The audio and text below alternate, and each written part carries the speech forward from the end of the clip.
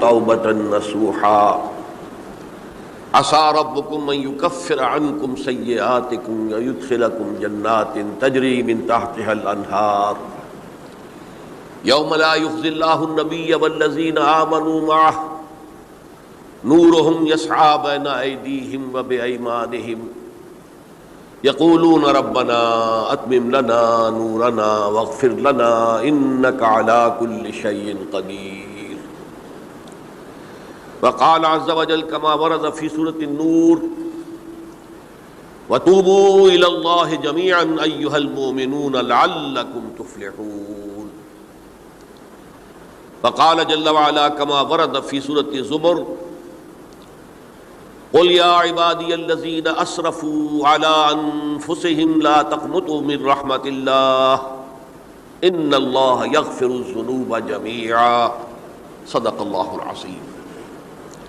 رب اشرح لي صدري ويسر لي أمري واحلل عقدة من لساني يفقهوا قولي. اللهم ربنا ألهمنا رشدنا وأعذنا من شرور أنفسنا. اللهم أرنا الحق حقا وارزقنا اتباعه وأرنا الباطل باطلا وارزقنا اجتنابه. اللهم وفقنا أن نتوب إليك توبة نصوحا آمین یا رب العالمین. آپ میں سے بہت سے حضرات کے علم میں ہوگا اخباری اطلاع کی بنیاد پر کہ میری آج کی گفتگو کا موضوع ہے توبہ کی عظمت اور اس کی تاثیر. اس کا پس منظر یہ ہے کہ پچھلے کئی مہینوں سے میری تقریر جو ہے وہ جو اس وقت عالمگیر حالات ہیں اور جو امت کو خطرات درپیش ہیں اور اس کے ضمن میں جو پیشین گوئیاں احادیث نبویہ میں موجود ہیں، جو میں کم سے کم یوں سمجھیے کہ 25 برس سے بیان کرتا آ رہا ہوں، لیکن اب وہ چشم سر کے سامنے آ رہی ہیں. پہلے وہ صرف یہ کہ انسان کو علمی اعتبار سے معلوم تھی، اب وہ صورتحال آنکھوں کے سامنے ہے. تو اس پر چونکہ گفتگو ہوتی رہی، لیکن ہر مرتبہ گفتگو کا اختتام اس پر ہوا کہ اس کا علاج کیا ہے، بچنے کا راستہ کون سا ہے. تو عام طور پر ایک لفظ پر توبہ، البتہ اس میں انفرادی توبہ، اجتماعی توبہ. انفرادی توبہ سے انسان اپنے گناہوں کی سزا سے بچ جاتا ہے. آخرت میں اللہ تعالیٰ اسے اپنے عفو و درگزر کا، اپنی رحمت کا، اپنے فضل کا مستحق قرار دے دیتا ہے. لیکن دنیا میں قوم کی حالت نہیں بدلتی جب تک اجتماعی توبہ نہ ہو. اس اجتماعی توبہ کے ضمن میں مختصراً تو میں نے کچھ باتیں عرض کی ہیں، لیکن پھر بھی چونکہ ہر مرتبہ گفتگو کے اختتام پر یہ بات آتی تھی اور وقت ختم ہو رہا ہوتا تھا، لہذا اس کے بارے میں تفصیل سے گفتگو نہیں ہو سکتی. تو آج میں نے طے کیا کہ جو حالات ہیں وہ تو اب سامنے آ رہے ہیں. جو سلسلہ شروع ہو گیا ہے عراق میں، جس کے بارے میں شیرون صاحب یہ کہہ چکے ہیں کہ ان قریب عراق پر ہمارا قبضہ ہوگا، یعنی امریکہ کا نہیں، اسرائیل کا قبضہ ہوگا. اور یہ بات بھی اب سامنے آ چکی ہے کہ مڈل ایسٹ کا پورا نقشہ بدل دینے کا پروگرام ہے. یہ جو مڈل ایسٹ کے ممالک ہیں یہ کب وجود میں آئے تھے؟ پچھلی صدی، 20ویں صدی میں جو پہلی جنگ عظیم ہوئی، اس سے پہلے یہ پورا علاقہ سلطنت عثمانیہ میں تھا، خلافت عثمانیہ کے تحت. پورا شمالی افریقہ، پورا یہ مغربی ایشیا، حجاز سمیت سارا معاملہ ایک سلطنت، ایک ملک، خلافت کے تحت. پہلی جنگ عظیم کے بعد پھر حصے بکھرے کیے انہوں نے، جیسے کہ مال غنیمت کو بیٹھ کر بعد میں تقسیم کیا جاتا ہے کہ اس عالم عرب کے جو ہیں اب ٹکڑے ٹکڑے کر دو اور انہیں باہم تقسیم کریں. مصر، عراق یہ برطانیہ، شام، الجزائر یہ فرانس کا، لیبیا اطالویوں کا، آگے ہسپانویوں کا. یہ سارے ٹکڑے جو ہوئے تھے اور ملک بنے تھے، یہ تو اس وقت کی بندر بانٹ تھی. اسی طرح اب کہا جا رہا ہے کہ اس جنگ کے بعد حقیقت میں مڈل ایسٹ کا نقشہ تبدیل کر دیا جائے گا. یہ صرف چینج آف ریجین نہیں ہے، چینج آف ریجن ہے، علاقے کا. اور اس کو ہم اپنی اصطلاح میں جب کہیں گے تو گویا کہ ایک عظیم تر اسرائیل کے قیام کا منصوبہ ہے جس پر عمل کا آغاز ہو گیا. ورنہ اس جنگ کی کوئی وجہ سمجھ میں نہیں آتی. کوئی جرم ثابت نہیں ہوا صدام کا. پہلی خلیج کی جنگ میں تو اس کا جرم ثابت تھا، اس نے کویت پر حملہ کیا تھا. اس وقت تو کوئی جرم سرے سے ہے ہی نہیں. ان کے اپنے معائنہ انسپیکٹر جا کر بتاتے رہے کہ کچھ نہیں دیکھا ہم نے، وہاں کچھ نہیں پایا. اس حوالے سے سوچئے کہ کیا جواز، کوئی جواز پوری دنیا میں یہ بات تسلیم کی جاتی ہے کہ بلا جواز حملہ ہے، اور کس قدر شدت سے ہے، کتنی طاقت سے ہے، کتنی قوت سے ہے، کتنی فوجیں آئی ہیں، کتنے جو ہے خلیج کے اندر جہاز کھڑے ہوئے ہیں جن پر سے کہ ہوائی جہاز اڑتے ہیں، کتنے چھوٹے چھوٹے جہاز کھڑے ہوئے ہیں، کہاں کہاں سے حملے ہو رہے ہیں. تو اصل میں وہ کتاب الملاحم کے اندر حضور نے جن خبروں کی پیشن گوئی کی تھی وہ اب ہمارے سامنے ہے. اسی طرح پاکستان کا معاملہ ہوتے ہوتے رفتہ رفتہ ہمارے گرد گھیرا تنگ ہو رہا. ہم پر ایک الزام تو وہ کہتے ہیں کہ آپ چاہے لاکھ دفعہ قسم کھا لیں ہم نہیں مانیں گے، شمالی کوریا کو ایٹمی صلاحیت جو ہے وہ آپ نے فراہم کی، ہمارے پاس ثبوت ہے.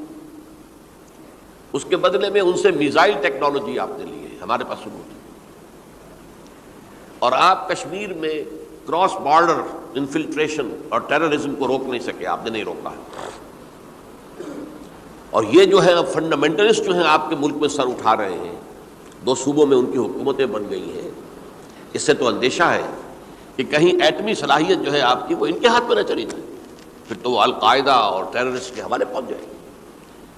لہذا حالات جو ہیں بہت دگرگوں ہیں، اور یہی وجہ ہے کہ اس کا عکس ہمیں نظر آتا ہے.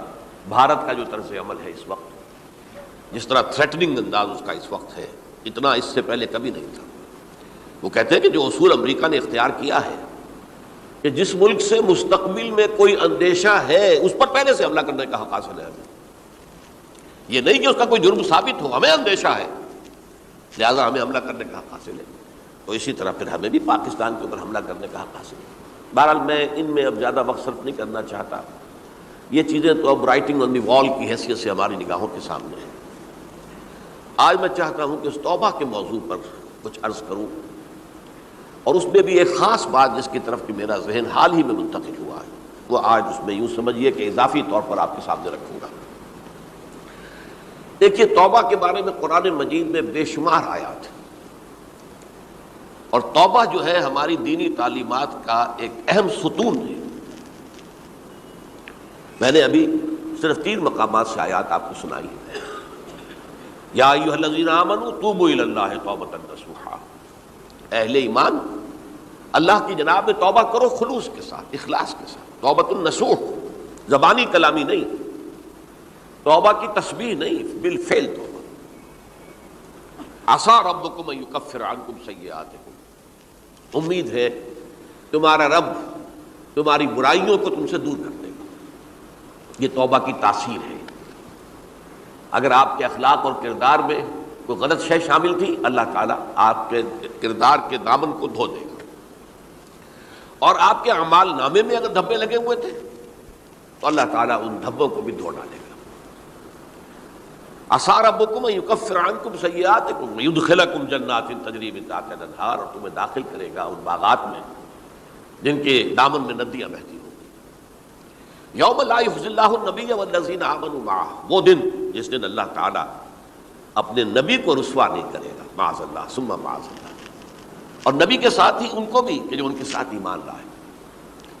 نورہم یسعی بین ایدیہم و بایمانہم، ان کا نور ان کے سامنے طرف اور داہنی طرف دوڑتا ہوا ہوگا. نور ایمان قلب سے پھوٹ رہا ہوگا اور وہ سامنے روشنی ڈالے گا. اور نور اعمال صالحہ داہنے ہاتھ کی طرف سے چونکہ عمل کرتے ہیں نیک ہم، تو وہاں سے نور ظاہر ہوگا جو دنیا میں اعمال کی شکل میں کمایا گیا تھا. اور اس وقت یہ اہل ایمان کہتے ہوں گے، یقولون ربنا اتمم لنا نورنا واغفر لنا، اے اللہ ہمارے نور کو کامل فرما دے. اس کا پس منظر یہ ہے کہ ظاہر بات ہے کہ ایمان کے درجات بھی بے شمار ہیں. کہاں ابو بکر صدیق کا ایمان، کہاں ایک عام صحابی کا ایمان، کہاں ہم جیسے غیر صحابہ عام مسلمانوں کا ایمان. یہ نسبت خاک رہا عالم پاک، اسی نسبت سے اس نور کی انٹینسٹی ہوگی۔ حضور نے فرمایا کچھ لوگوں کا نور تو اتنا ہوگا کہ وہ مدینے سے صنعاء تک اس کی روشنی پہنچ رہی ہوگی، یمن کے دارالحکومت تک، اور کچھ لوگوں کا نور اتنا ہوگا کہ صرف ان کے قدموں کے آگے روشنی ہو جائے گی، جیسے ٹارچ ہوتی ہے آپ کے آگے۔ تو ظاہر بات ہے کہ اگر آپ کو رات کے وقت جنگل سے گزرنا ہو اور پگڈنڈی ہو کوئی اور اندھیری شب ہو، تو آپ کے لیے وہ ٹارچ بھی کس قدر بڑی غنیمت ہے کہ آدمی دیکھ لیتا ہے کہ سامنے سانپ ہے، کیا ہے، گڑھا ہے، کھائی ہے، کیا ہے۔ تو اس روز وہ جن کو وہ ٹارچ نصیب ہو گئی وہ بھی بہت خوش قسمت، بہت خوش قسمت، بہت خوش قسمت ہوں گے۔ لیکن ان کا کیا کہنا جن کا نور مدینے سے صنعاء تک پہنچ رہا ہو؟ تو جن کے نور کی یہ انٹینسٹی کم ہوگی وہ اللہ سے دعا کرتے ہوں گے ربنا اتمم لنا نورنا، پروردگار ہمارے نور کو بھی کامل کر دے۔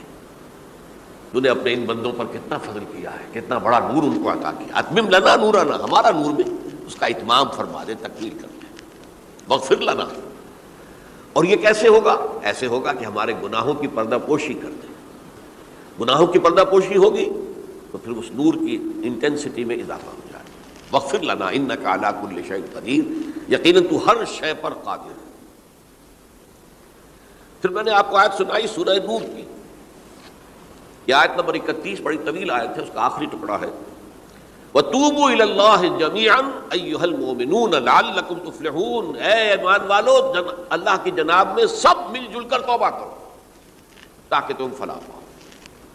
یہ گویا کہ اجتماعی توبہ کا جو میں نے آپ کے سامنے اصطلاح بیان کی ہے، یہ اس کا نقشہ ہے۔ اور ایک اور آیت جو میں نے آپ کو سنائی سورہ زمر کی آیت نمبر 53، بعض لوگوں پر کچھ مایوسی طاری ہو جاتی ہے، ہم اتنے عرصے سے گناہ کرتے چلے آ رہے ہیں، کیسے معافی ہوگی، کیسے ممکن ہے، کیسے چھٹکارا ملے گا؟ ایسے لوگوں کے لیے ان کے اطمینان کے لیے، ان کی دلجوئی کے لیے، ان کی تسلی کے لیے یہ آیت عظیم ترین آیات میں سے قرآن مجید کی۔ قل یا عبادی الذین اسرفوا علی انفسہم، اے نبی کہہ دیجئے اے میرے وہ بندو جنہوں نے اپنی جانوں پر ظلم کیا ہے، ظلم اٹھایا ہے، زیادتی کی ہے۔ تم اگر گناہ کرتے رہے ہو تو اپنی جان پر ظلم کیا ہے، میرا تو کچھ نہیں بگاڑا، اللہ تو غنی ہے، اس کی تو سلطنت میں کوئی کمی نہیں آتی۔ ایک حدیث قدسی میں الفاظ آئے ہیں میرے بندو اگر تم سب کے سب اولکم و آخرکم و انسکم و جنکم، تمام انس و جن اور اولین سے لے کر آخرین تک کسی بدترین انسان جیسے فاسق و فاجر ہو جائیں، سب ابلیس بن جائیں، تب بھی میری سلطنت میں کوئی کمی نہیں ہوگی۔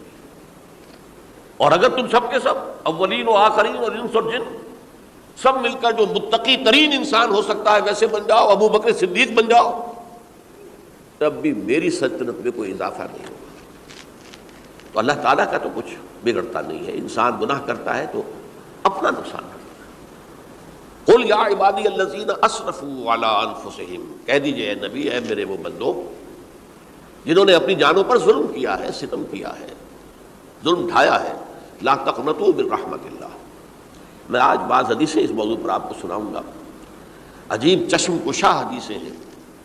میں نے چونکہ اس موضوع پر گفتگو کرنی تھی تو میں نے کچھ اس مرتبہ احادیث کا تفحص کیا، تو واقعہ یہ ہے کہ بعض احادیث پڑھ کر خود میری جو ہے میرے علم میں اضافہ ہوا، ادھر میری توجہ آج تک نہیں گئی تھی۔ لا تقنطوا من رحمت اللہ، اللہ کی رحمت سے مایوس مت ہو۔ ان اللہ یغفر الذنوب جميعا، اللہ تعالیٰ تمام کے تمام گناہ معاف کر دے گا۔ اللہ تعالیٰ کی قدرت ہے، اللہ کا اختیار ہے، اللہ کا فیصلہ ہے، لہذا مایوس نہ ہو، اصلاح کرو۔ احادیث تو میں بعد میں آپ کو سناؤں گا، اس سے پہلے اس کا فلسفہ سمجھ لیجئے اصل میں کیا ہے۔ دیکھیے ایک ہے طبیعی اعمال، فزیکل، ان کا ہم دنیا میں اصول یہ دیکھتے ہیں کہ اس کے نتائج لازمی ہوتے ہیں اور ان سے چھٹکارا نہیں مل سکتا۔ آپ نے سنکھیا کھایا ہے تو مریں گے، چائے کھانے کے بعد آپ نے خودکشی کا ارادہ کیا، سنکھیا کھا لیا، اب چاہے آپ پر ندامت ہو، پشیمانی ہو، پریشانی ہو، توبہ کریں، آپ کو بچنے کا کوئی سوال نہیں، مرنا ہی مرنا۔ اتنا یہ کہ اللہ تعالیٰ جو ہے اپنی معجزانہ کسی قدرت سے اس عمل کا جو طبعی نتیجہ ہے اس کو نکلنے سے روک دے۔ آگ کی فطرت ہے کہ وہ جلاتی ہے، اللہ کے حکم کے تحت حضرت ابراہیم کو اس نے نہیں جلایا، یا نار کونی بردن وسلام علی ابراہیم. لیکن یہ ہمیشہ نہیں ہوتا، یہ تو ایک دفعہ ہو گیا بس. اللہ جب چاہے اب بھی کر سکتا ہے، لیکن یہ روز روز نہیں ہوتا. روز روز جو بھی فزیکل لاز ہیں وہ چل رہے ہیں، اگر وہ نہ چلے تو کوئی سائنس پاسبل ہی نہ ہو، کوئی ٹیکنالوجی ممکن ہی نہ ہو. یہ تو ان فزیکل کیمیکل لاز جو ہیں ان کا دوام ہے کہ جس کی وجہ سے یہ ساری سائنس اور ٹیکنالوجی اب کہاں سے کہاں پہنچ رہی ہے کہ عروج آدم خاکی سے انجم سے ہمیں جاتے ہیں کہ یہ ٹوٹا ہوا تارا کہیں مہی کا عامل نہ بن جائے. تو یہ توبہ جو ہے فزیکل اعمال میں مفید نہیں ہے. چاہے آپ پر یہ احساس میں کیا کر بیٹھا، کیا میں نے کیا، کیوں میں نے کھا لیا، یہ سب کیا، تو اب اثر کرے. جو اخلاقی اعمال ہیں ان کا قانون یہ نہیں ہے. اخلاقی اعمال کے نتائج ختم ہو جاتے ہیں توبہ کے ساتھ. یہ ایک بہت بڑا قانون ہے، بہت بڑا قانون. ایسا نہیں ہے کہ کسی گناہ سے انسان کی فطرت میں کوئی ایسی مستقل کجی واقع ہو جائے کہ جس کی اصلاح کی کوئی صورت ہی نہ ہو. یہ نہیں ہے. بڑے سے بڑے گناہ، بڑے سے بڑے گناہ توبہ کرو، خلوص سے دل سے کرو. جو اس کے اصول ہیں، جو اس کے قواعد ہیں، جو اس کے ضوابط ہیں، جو اس کی شرائط ہیں، ان کو پورا کرو. تو بڑے سے بڑے اعمال، برے سے برے اعمال، میں حدیثیں آج آپ کو سناؤں گا، حیران کو. کیونکہ عام طور پر یہی ہوتا ہے کہ مواعظ میں چونکہ لوگوں کو اصلاح کی ترغیب دلانی ہوتی ہے تو وہ جو انذار کا پہلو ہے اسے زیادہ نمایاں کیا جاتا ہے. اللہ کی طرف سے شدید ذو انتقام، اللہ انتقام لینے والا ہے، اللہ سزا دینے والا ہے. لیکن یہ دوسرا پہلو جو ہے وہ بھی اپنی جگہ پر بہت اہمیت کا حامل ہے کہ طبیعی اعمال کے نتائج اور عواقب اور اخلاقی اعمال کے نتائج و عواقب یہ ایک جیسے نہیں ہیں.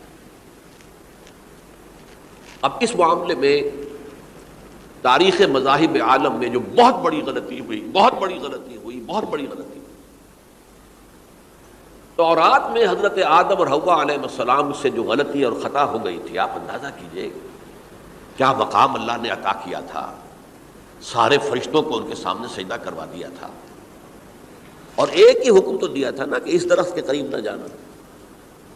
اور تو ابھی کوئی شریعت نہیں تھی، کوئی لمبے چوڑے احکام نہیں تھے. کھاؤ جہاں سے چاہو، اس ایک درخت کے پیچھے پاس نہ جانا. وَلَا تَقْرَبَا هَٰذِهِ الشَّجَرَةَ فَتَكُونَا مِنَ الظَّالِمِينَ. اور وہی کام کر بیٹھے حضرت آدم اور حضرت حوا علیہ السلام. کتنا بڑا گناہ، کتنا بڑا گناہ، کتنا بڑا گناہ. لیکن قرآن نے وضاحت کر دی کہ آدم نے توبہ کی، اللہ نے معاف کر دیا. اللہ تعالیٰ سے کلمات سیکھے. ندامت دل میں پیدا ہو گئی حضرت آدم میں، لیکن الفاظ نہیں تھے. کن الفاظ میں اللہ سے معافی مانگوں، مجھ سے خطا ہو گئی، بہت بڑی غلطی ہو گئی. وہ الفاظ بھی اللہ نے سکھائے. فَتَلَقَّىٰ آدَمُ مِن رَبِّهِ كَلِمَاتٍ. یہ ہے جس پہ کہ وہ علامہ اقبال کا ایک شعر ہے ان کے نوجوانی کے دور کا، جس پر میں بھول رہا ہوں کہ داغ دہلوی تھے یا کوئی اور تھے کہ جنہوں نے علامہ سے کہا تھا میاں اس عمر میں اور یہ شعر. اس بڑی محفل میں بات آئی تھی کہ موتی سمجھ کے شان کریمی نے چن لیے قطرے جو تھے میرے عرق انفعال کے. انفعال کہتے ہیں عربی میں پشیمانی، شرمندگی. اور عام طور پر جب کسی انسان پر پشیمانی اور شرمندگی طاری ہوتی ہے تو پیشانی جو ہے اس پر کچھ پسینہ سا آتا ہے. تو قطرے جو تھے میرے عرق انفعال کے موتی سمجھ کے شان کریمی نے چن لیے. اللہ کی نگاہ میں ان کی اتنی قیمت، ان کی اتنی وقت میرے بندے نے پشیمانی اختیار کی ہے اپنے اس غلط کام کے اوپر، اسے رنج اور افسوس ہو رہا ہے. تو اللہ کی نگاہ میں اس کی یہ عظمت ہے، یہ قدرت ہے. تو اللہ تعالیٰ نے جب حضرت آدم کے دل میں وہ پشیمانی پیدا ہو گئی تو الفاظ نہیں تھے. کن الفاظ میں؟ ہم کہتے ہیں نا کہ مجھے سمجھ نہیں آ رہا کہ میں کس منہ سے آپ سے بات کروں، میری یہ حیثیت نہیں ہے، میں کن الفاظ میں اپنی جو ہے خطا کا اعتراف کروں. تو اللہ نے وہ کلمات خود سکھا دیے. فَتَلَقَّىٰ آدَمُ مِن رَبِّهِ كَلِمَاتٍ فَتَابَ عَلَيْهِ إِنَّهُ هُوَ التَّوَّابُ الرَّحِيمُ. یہ چیز کہیں تورات جب دوبارہ مرتب ہوئی ہے تو وہ نکل گئی، اس میں رہ گئی، باقی اس میں شامل نہیں ہوئی. یہ تاریخی اعتبار سے جان لیجئے، تورات جو ہے وہ آج سے 2500 بلکہ 2600 برس قبل سے دنیا سے غائب ہے۔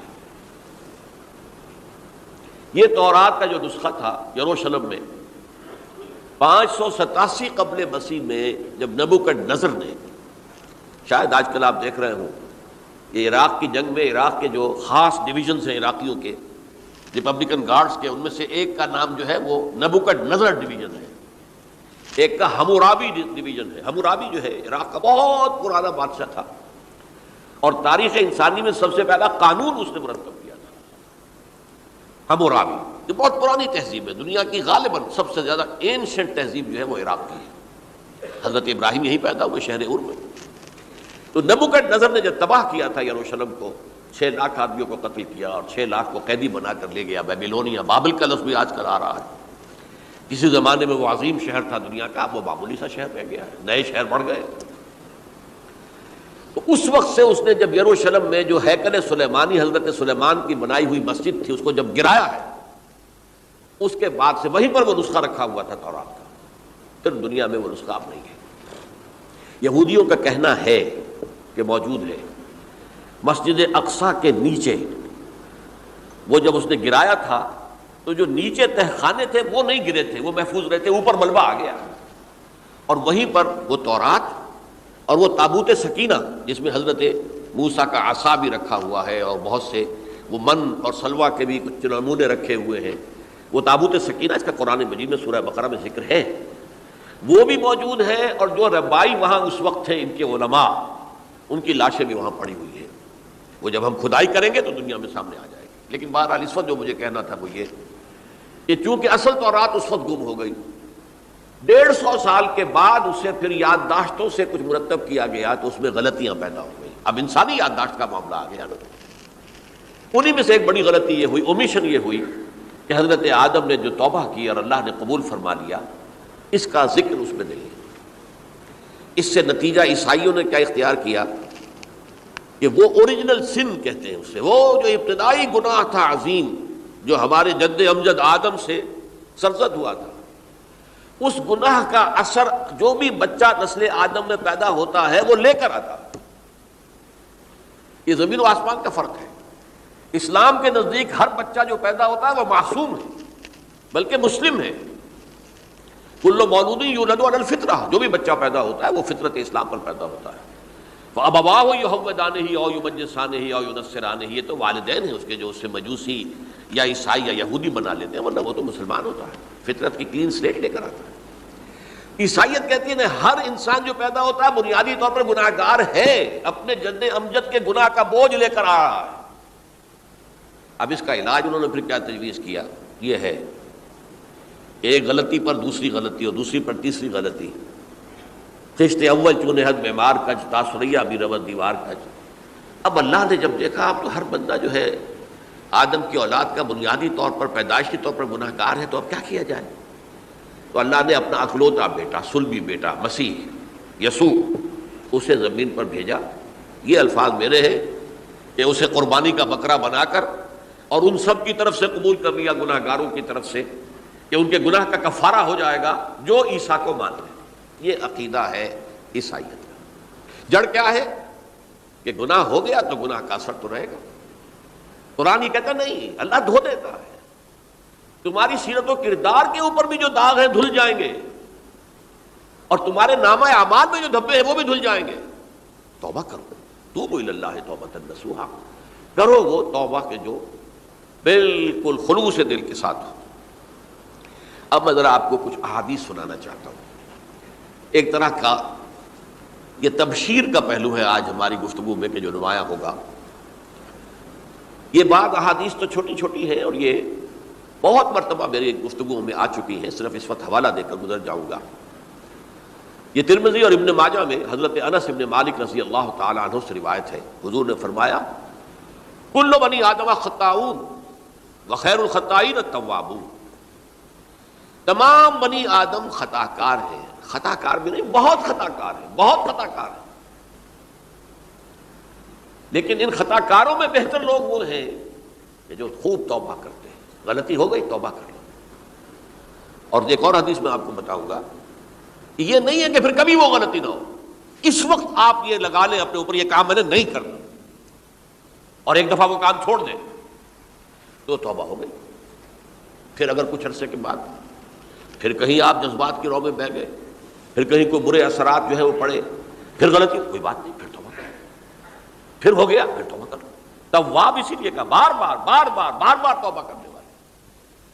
تو کل بنی آدم خطاؤون وخیر الخطائین التوابون۔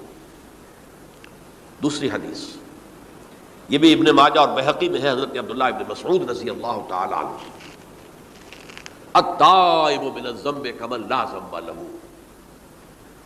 گناہ سے توبہ کرنے والا ایسے ہے جیسے اس نے کبھی گناہ کیا ہی نہیں۔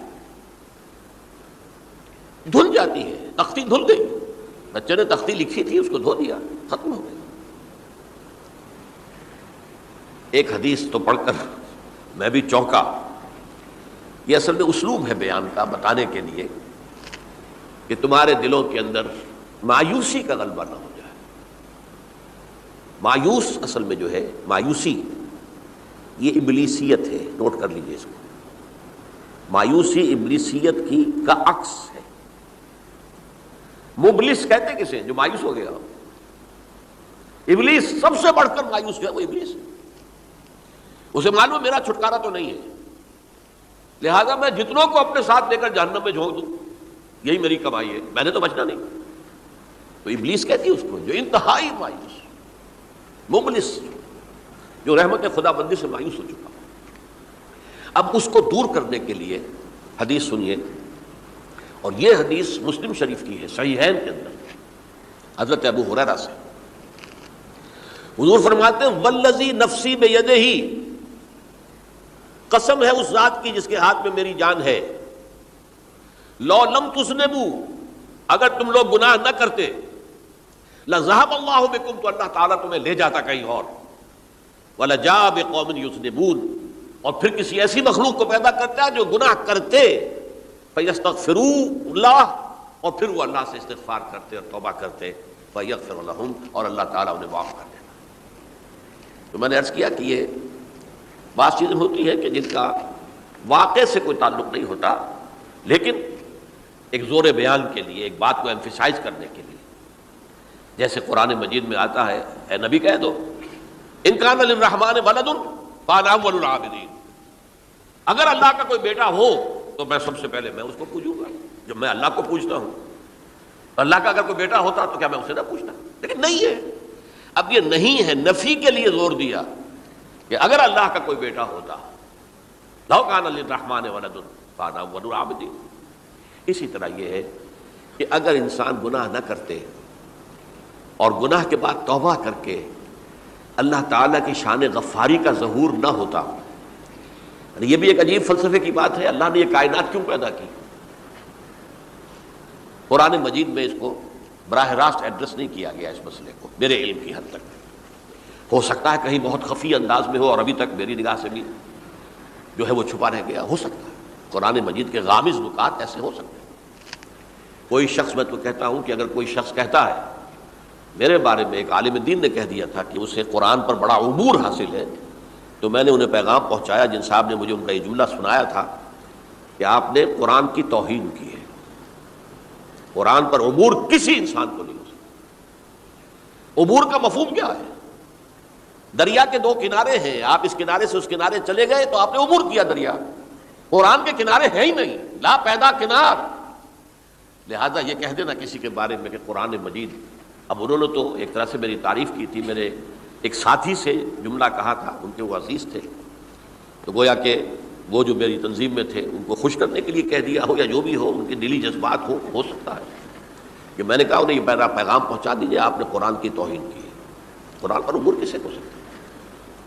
نہ معلوم کتنے مقامات ہیں کہ جہاں امام راضی بھی کھڑے ہوئے ایسے نظر آتے ہیں، دہشت زدہ، اعلم ان ھذا المقام مقام غامض مہیب عمیق، ہوشیار کے رہ بردب تیغست قدم رہا، ہوشیار ہو جاؤ، یہ بڑا خطرناک مقام ہے، بہت مشکل مقام ہے، اس کے تہ تک پہنچنا کسی کے لیے ممکن نہیں ہے۔ سورہ حدید کی آیت هو الاول والآخر والظاہر والباطن پر یہ الفاظ ہیں جو امام راضی نے لکھے۔ تو اس لیے میں آپ سے عرض کر رہا ہوں کہ یہ کہنے کا انداز ہے، والذی نفسی بیدہ، لو لم تذنبوا، اس ہستی کی قسم جس کے ہاتھ میں میری جان ہے، اگر تم گناہ نہ کرتے، تو میں عرض کر رہا تھا تو اللہ کی شان غفاری کیسے ظاہر ہوتی؟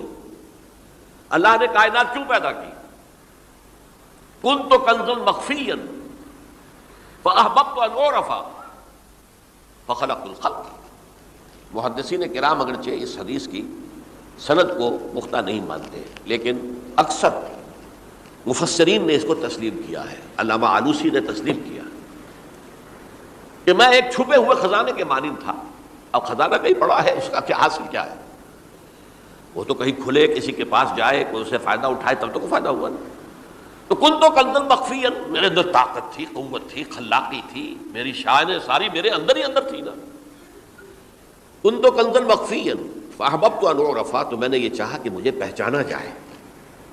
فخلقت الخلق، تو میں نے خلق کی تخلیق کی ہے، اب مجھے پہچانو اس کائنات کے ذریعے سے، یہ میری تخلیق ہے، آؤ دیکھو۔ ایک مصور اپنی تصویروں کی نمائش لگا، دیکھو میرے شاہکار، آؤ دیکھو، یہ میرے فن کے کمال کے نمونے، آؤ دیکھو۔ تو یہ ہے سب، دیکھو زمین آسمان، ان فی خلق السماوات والارض واختلاف اللیل والنہار والفلک التی تجری فی البحر بما ینفع الناس وما انزل اللہ من السماء من ماء فاحیا بہ الارض من بعد موتها۔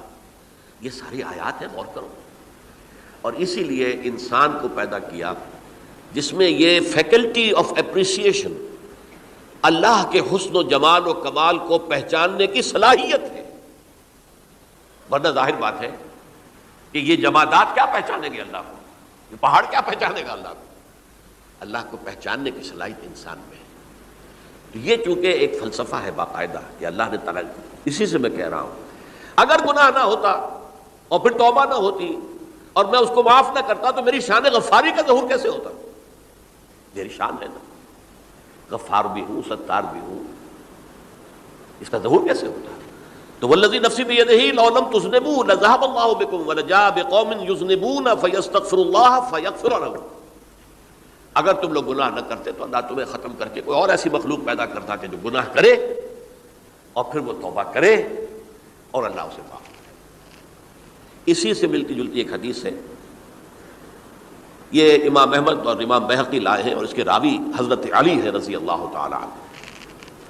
ان اللہ یحب العبد المؤمن المفتن التواب، اللہ تعالیٰ کو بہت محبت ہے، یحب۔ اب دیکھیے ایک طرف وہ آیات ذہن میں لائیے، اللہ تعالیٰ کن سے محبت کرتا ہے؟ واللہ یحب المحسنین، یا وہ لوگ ان اللہ یحب الذین یقاتلون فی سبیلہ صفا کانہم بنیان مرصوص، اللہ محبت کرتا ہے اپنے ان بندوں سے جو اس کی راہ میں جنگ کرتے ہیں صفے باندھ کر، گویا سیسا پلائی ہوئی دیوار ہے۔ یہ ہے مثبت کام، نیک کام، محسنین، اللہ کی راہ میں قتال کرنے والے۔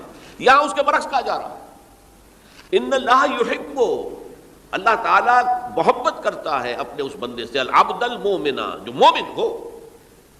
اس کی ایک اور بڑی پیاری حدیث آئے گی، المفتن التواب، جو بہت فطروں میں مبتلا ہو جاتا ہو اور پھر بہت توبہ کرتا ہو،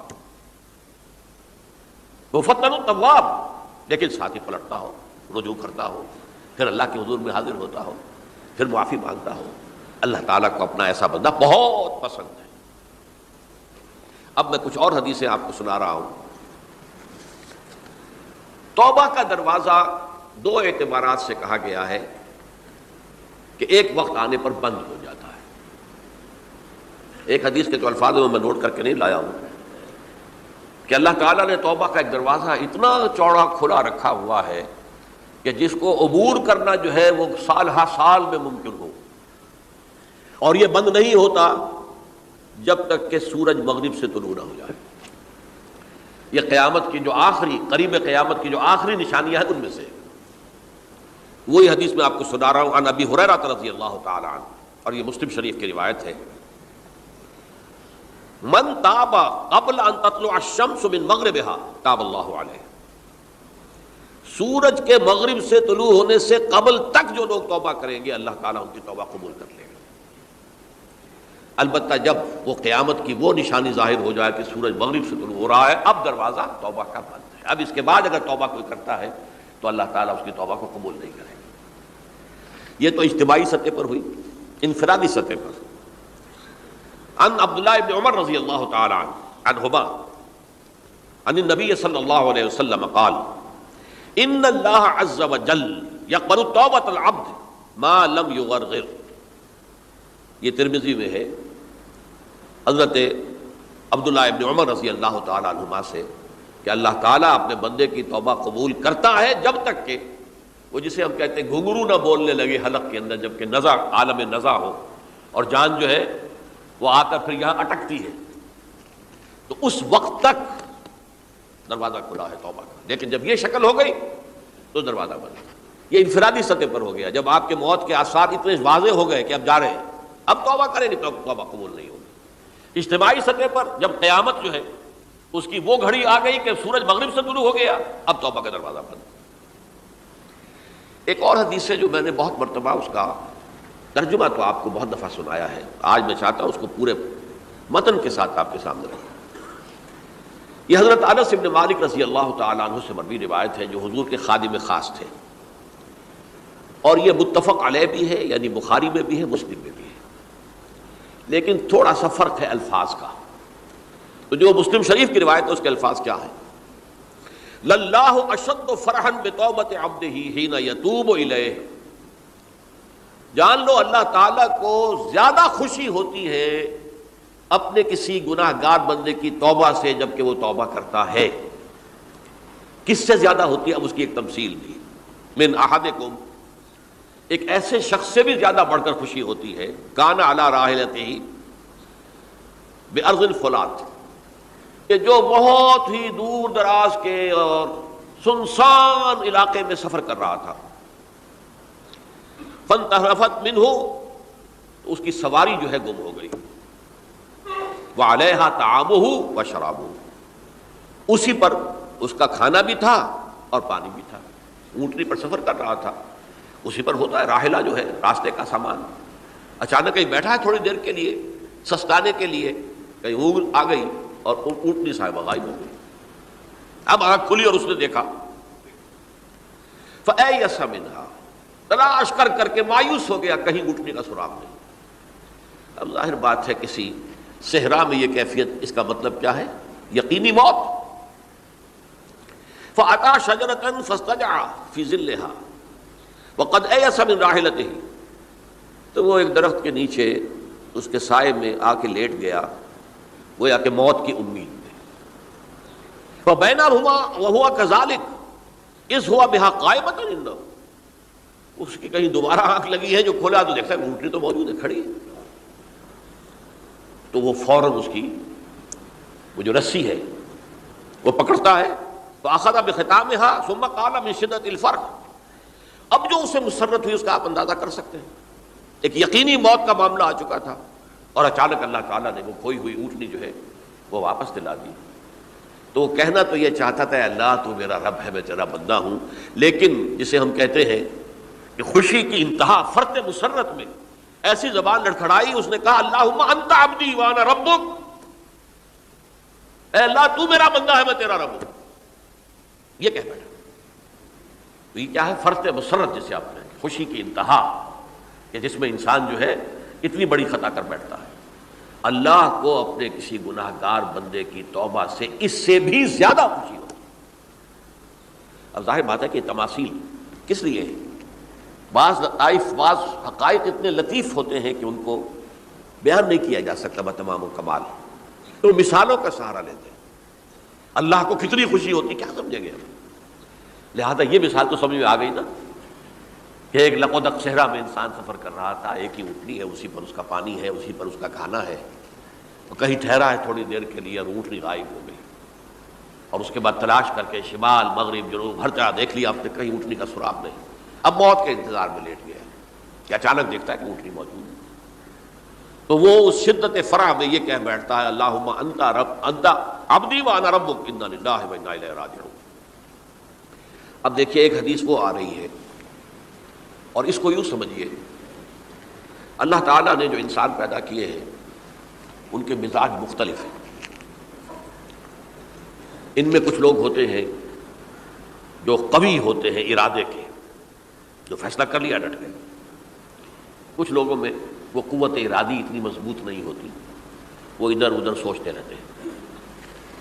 کچھ لوگ جسمانی طور پر بہت توانا ہوتے ہیں، کچھ لوگ جسمانی طور پر پیدائشی طور پر کمزور ہوتے ہیں۔ تو اگر کوئی قوت ارادی کمزور رکھنے والا شخص ہے، وہ بھی تو اللہ کی تخلیق ہے، اللہ کا بندہ ہے، خطاؤں کا ظہور ہو جاتا ہے، توبہ کرتا ہے، پھر کچھ عرصے کے بعد پھر خطا کا ظہور ہو جاتا ہے، پھر توبہ کرتا ہے۔ تو ہم تو یہ سمجھیں گے کہ ایک حد کے بعد پھر اس کی توبہ قبول نہیں ہونی چاہیے، لیکن حدیث سنیے۔ وعن ابی ہریرہ رضی اللہ تعالی عنہ قال قال رسول اللہ صلی اللہ علیہ وسلم ان عبدا اذنب ذنبا، یقیناً ایک بندہ جو ہے وہ ایک گناہ کرتا ہے، فقال، پھر وہ کہتا ہے رب، اے میرے پروردگار، اذنبت فاغفر لی، مجھ سے گناہ ہو گیا ہے، مجھے معاف فرما دے۔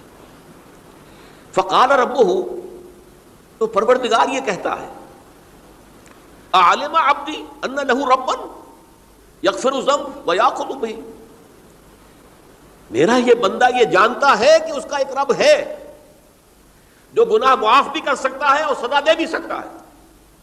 کیا معنی ہوئے؟ گناہ اس نے کیا ہے لیکن جانتا ہے اللہ کو کہ وہ معاف بھی فرما سکتا ہے، تبھی تو وہ اللہ سے معافی کی درخواست کر رہا ہے۔ اس کے اس جاننے کی بنیاد پر، اس کے اس علم کی بنیاد پر، اس کے اس ایمان کی بنیاد پر فرمایا غفرت لعبدی، میں نے اپنے بندے کو معاف کر دیا۔ ثم مکث ما شاء اللہ، پھر وقت گزرا جتنا کہ اللہ نے چاہا، ثم اذنب ذنبا، پھر اس سے گناہ ہو گیا، فقال رب اذنبت ذنبا فاغفر، پھر کہتا ہے پروردگار مجھ سے گناہ ہو گیا، پھر مجھے معاف فرما دے۔ فقال ربہ، اللہ فرماتا ہے عالم عبدی ان لہ ربا یغفر الذنب ویاخذ بہ، میرا بندہ ہے نا جو جانتا ہے کہ اس کا ایک رب ہے، ایمان باللہ اس کے اندر ہے، تبھی تو پکار رہا ہے، اور یہ بھی جانتا ہے کہ وہ گناہ معاف بھی کر سکتا ہے اور چاہے تو پکڑ بھی سکتا ہے، سزا بھی دے سکتا ہے۔ تو فرمایا، اللہ تعالیٰ فرماتے ہیں میں نے فرمایا تو میں نے معاف کر دیا۔ ثم مکث ما شاء اللہ، پھر ایک عرصہ گزرا اس کے بعد، ثم اذنب ذنبا، پھر اس نے گناہ کیا، قال رب اذنبت ذنبا آخر، اس نے کہا پروردگار میں نے تو پھر ایک اور گناہ کر دیا، فاغفر لی، مجھے بخش دے۔ فقال اعلم عبدی ان لہ ربا یغفر الذنب ویاخذ بہ، میرا بندہ جانتا ہے نا کہ اس کا ایک رب ہے جسے وہ پکار رہا ہے، اور وہ جانتا ہے کہ اسے اختیار حاصل ہے کہ چاہے تو بخش دے اور چاہے تو پکڑ لے۔ اس کے اس علم، اس ایمان کی بنیاد پر میں نے اسے معاف کر دیا۔ ایک اور حدیث، میں نے چونکہ اس گفتگو کے لیے ان احادیث کا تفحص کیا ہے، یہ تو بہت ہیں حدیثیں، میں نے ان میں سے کچھ چنی ہیں۔ ہمارے بعض واعظ ناصح وہ بھی کسی شخص کو روکتے رہے، برائیوں سے روکتے رہے، نہیں رکتا، تو کہیں غصے میں آ کے اللہ تجھے کبھی معاف نہیں کرے گا۔ یہ کتنا بڑا جرم ہے، اس کا اندازہ کیجئے اس حدیث سے۔ تو میرے بندے کو میری رحمت سے مایوس کر رہے ہیں، کتنا بڑا جرم ہے اس کا اندازہ کیجئے۔ یہ مسلم شریف کی روایت ہے، عن جندب، حضرت جندب رضی اللہ تعالی عنہ سے، ان رسول اللہ صلی اللہ علیہ وسلم حدث، کہ اللہ کے رسول صلی اللہ علیہ وسلم نے ایک واقعہ بیان کیا، ان رجلا قال، کہ ایک شخص نے یہ کہا، واللہ لا یغفر اللہ لفلان، کہ خدا کی قسم اللہ تعالیٰ فلاں شخص کو کبھی معاف نہیں کرے گا۔ وَأَنَّ اللَّهَ تَعَالَى قال، اس پر اللہ تعالیٰ نے یہ فرمایا، مَنْ ذَا الَّذِي يَتَعَالَىٰ عَلَيَّ، یہ کون ہے جو میرے اوپر حکومت کرنے والا آ گیا، جو میری طرف سے حکم لگا رہا کہ میں کبھی معاف نہیں کروں گا۔ مَنْ ذَا الَّذِي، کون ہے وہ شخص، الَّذِي يَتَعَالَىٰ عَلَيَّ أَنِّي لَا أَغْفِرُ لِفُلَانٍ، کہ میں فلاں شخص کو کبھی معاف نہیں کروں گا، قد غفرت لفلان، اس کو تو میں نے معاف کر دیا، وَأَحْبَطْتُ عَمَلَهُ، اس شخص کے تمام اعمال میں نے ضائع کر دیے کہ تم نے میرے بندے کو مایوس کیا۔ یہ ہے جرم کی انتہا۔ تو توبہ کی دعوت دیتے رہو، توبہ کے لیے لوگوں کو آمادہ کرتے رہو، توبہ جو ہے اس کے لیے ترغیب دیتے رہو، اللہ تعالیٰ معاف فرمانے والا۔ اب آخری حدیث سنا رہا ہوں، یہ تو بہت ہی عجیب حدیث ہے۔ اور متفق علیہ، یہ بخاری اور مسلم دونوں میں۔ حضرت ابو سعید الخدری رضی اللہ تعالی عنہ جو ہے وہ اس کے راوی ہیں۔ حضور نے فرمایا کانا فی من کانا قبلکم رجل قتل 99 نفسا، تم سے پہلے جو امت تھی بنی اسرائیل، گویا کہ ان کا ذکر ہے، اس میں ایک آدمی ایسا تھا جس نے 99 قتل کیے تھے۔ اب آپ اندازہ کیجئے کتنا بڑا گناہ کبیرہ ہے قتل۔ قرآن مجید میں آتا ہے فَكَأَنَّمَا قَتَلَ النَّاسَ جَمِيعًا، اگر ایک انسان کو بھی ناحق قتل کر دیا گیا تو یہ ایسی ہے گویا کہ اس نے پوری نوع انسانی کو قتل کر دیا۔ اس نے 99 قتل کیے۔ فَهَلْ لَهُ مِن تَوْبَةٍ، پھر اس کے بعد یہ ہوا کہ اس کے اندر توبہ کا جذبہ پیدا ہوا۔ فَسَأَلَ عَنْ أَعْلَمِ أَهْلِ الْأَرْضِ، تو اس نے پھر سوال کیا، لوگوں سے پوچھا کہ زمین میں رہنے والوں میں کون سب سے بڑا عالم ہے۔ فَدُلَّ عَلَى رَاهِبٍ، تو اسے بتایا گیا فلاں راہب فلاں جگہ پر ہے، وہ بہت نیک ہے، بڑا عالم ہے۔ فَأَتَاهُ، وہ اس کے پاس آیا۔ فَقَالَ أَنَّهُ قَتَلَ 99 نَفْسًا فَهَلْ لَهُ مِن تَوْبَةٍ، انہوں نے کہا دیکھیے راہب صاحب میں نے 99 انسان قتل کیے، اب مجھے یہ بتائیے کہ میرے لیے توبہ کا کوئی امکان ہے؟ فقال لا، اس نے کہا نہیں۔ فقتلہ، اس نے اس کو بھی قتل کر دیا۔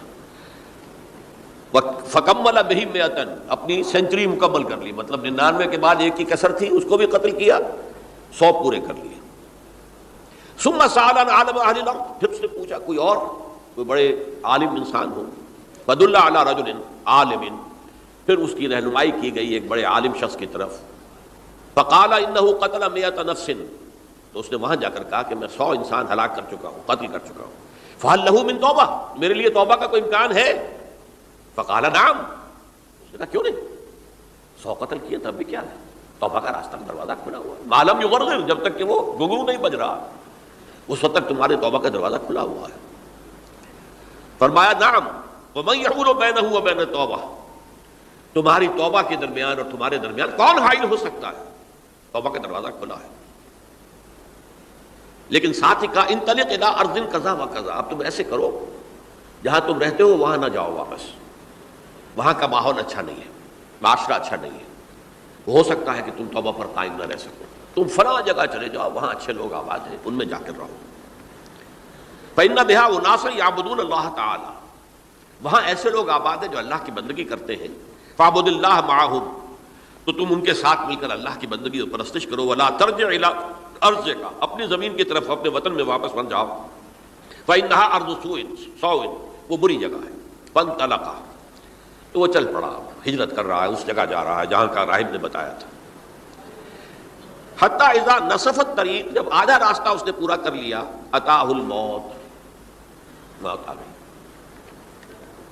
فاختصمت فیہ ملائکۃ الرحمت و ملائکۃ العذاب، اب وہ جہنم کے فرشتے بھی آ گئے اس کی جان قبض کرنے کو، اور جنت کے بھی آ گئے۔ فقالت ملائکۃ الرحمہ، رحمت والے جو فرشتے ہیں جنت والے، انہوں نے کہا جا تائبا مقبلا بقلبہ اللہ تعالی، یہ شخص توبہ کر کے اللہ تعالیٰ کی طرف ہجرت کر رہا تھا، اس لیے اس کی نیت کی بنیاد پر اب یہ جنتی ہے، لہذا اس کی روح ہم قبض کریں گے۔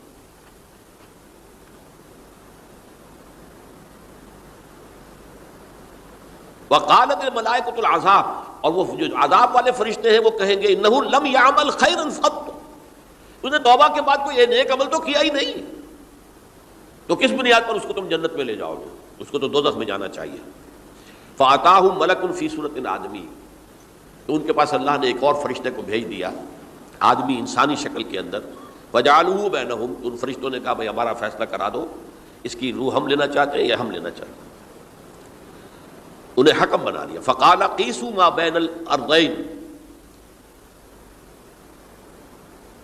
فإلی ایتہما کان اقرب، کہ تم فاصلہ ناپ لو جہاں سے وہ چلا ہے اور جہاں جا رہا تھا اور یہاں اس کی موت ہو رہی ہے، تو کون سا فاصلہ زیادہ ہے۔ جب ناپا گیا، بلکہ ایک حدیث میں آتا ہے کہ اس پر اللہ نے زمین کو جو ہے حکم دے دیا، ایک طرف والی زمین تو سکڑ جا، دوسری والی جو ہے تو پھیل جا، تاکہ وہ جدھر جو جا رہا تھا وہ زیادہ قریب ہو جائے بنسبت اس کے کہ جہاں سے وہ چلا تھا۔ تو اس فیصلے پر پھر جو فرشتے تھے جو کہ رحمت کے فرشتے تھے وہ اس بندے کو لے گئے جنت کے اندر۔ یہ ہے توبہ کی عظمت اور اس کی تاثیر۔ اب آئیے اجتماعی توبہ کا طریقہ کار جو میں نے بہرحال بیان کیا ہے۔ پہلے افراد توبہ کریں اور صحیح توبہ کریں۔ صحیح توبہ کیا ہے؟ ہماری زندگیوں میں کوئی حرام شے ہے فوراً نکال باہر کریں، ہماری معاشرت میں اور اس معاشرے میں رہتے ہوئے جو قانون ہے جس کے ہم پابند ہیں۔ ہم کسی زانی کو رجم نہیں کر سکتے، ناممکن ہے، یہ تو قانون ہی بنے گا تب ہوگا نا۔ ہم کسی چور کا ہاتھ نہیں کاٹ سکتے، تو قانون بنے گا تو ہوگا۔ تو ہم جن چیزوں پر عمل نہیں کر سکتے قانوناً، ان کے علاوہ باقی پوری شریعت جس پر عمل کیا جا سکتا اس پر عمل پیرا ہو جائے۔ سود میں بند نہیں کر سکتا، بینکوں کو میں آگ نہیں لگا سکتا، اور بینکوں کو آگ لگا دیں گے تب بھی سود تو ختم نہیں ہوگا، لیکن یہ تو کر سکتا ہوں نا کہ براہ راست سود میں ملوث نہ ہوں، سود پر قرضہ لے کر اپنا کاروبار نہ چمکاؤں، نہ بڑھاؤں، سود پر قرضہ لے کر اپنے مکان نہ اونچا کروں، یہ تو کر سکتا ہوں۔ تو کم سے کم جو ڈائریکٹ کسی نے قانون نہیں بنایا کہ لازم ہے آپ پر کہ آپ سودی قرضہ لیں اور اپنی بلڈنگ عالی شان بنا لیں، کسی نے نہیں کیا۔ یہ اگر کر رہے ہیں تو آپ مجرم ہیں۔ آپ کے معاشرے میں کوئی قانون نہیں بنا کہ پردہ ختم، برقع حرام، مصر یہ ترکی میں تو کر دیا گیا تھا، برقع حرام، وہاں تو سر کو اوپر جو ہے ڈھانپنا جو ہے، سکارف لینا بھی ممنوع ہے، یہاں تو نہیں ہے۔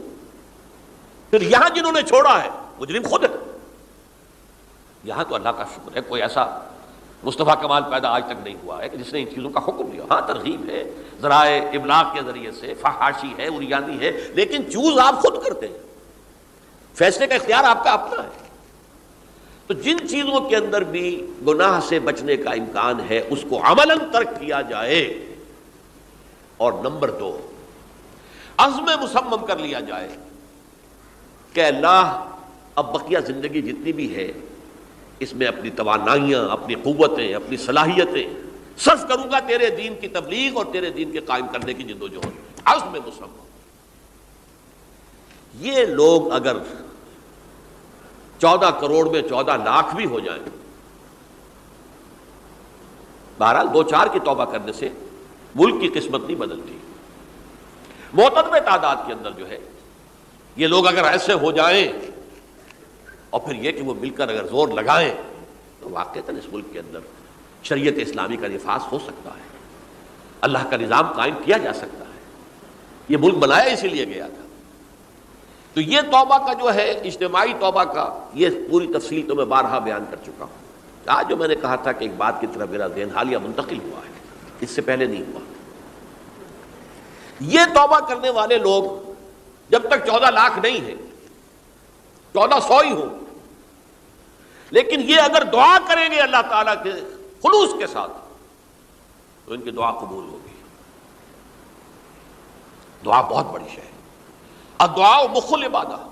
ٹھیک ہے، بڑا لمبا راستہ لگتا ہے یہ کہ 14 لاکھ انسان توبہ کرے، یا 2 لاکھ یا 3 لاکھ انسان توبہ کرے، صحیح معنی میں توبہ کرے، اور پھر وہ جمع ہو، ایک طاقت بنے، تن من دھن لگانے کے لیے، جانے دینے کے لیے تیار ہو جائیں۔ تو لگتا ہے یہ کہ کافی لمبا ہے کہ دراز و دور دیدم رہو رسم پارسائی، یہ تو بڑا لمبا راستہ ہے۔ اسی سے لوگ کہتے ہیں کہ پھر کیا حل ہوا؟ یہ تو حل جو ہے تو کوئی عملی حل تو نہیں ہوا۔ اس میں میرا ذہن منتقل ہوا ہے دعا، اجیب دعوت الداع اذا دعان امن یجیب المضطر اذا دعاہ۔ بھلا وہ کون ہے جو کسی مضطر کسے کہتے ہیں؟ ایک شخص نہایت پریشان حال ہو گیا ہو، نہایت پریشان حال، اور میں اللہ کو پکارے، پروردگار تو میری دستگیری فرما۔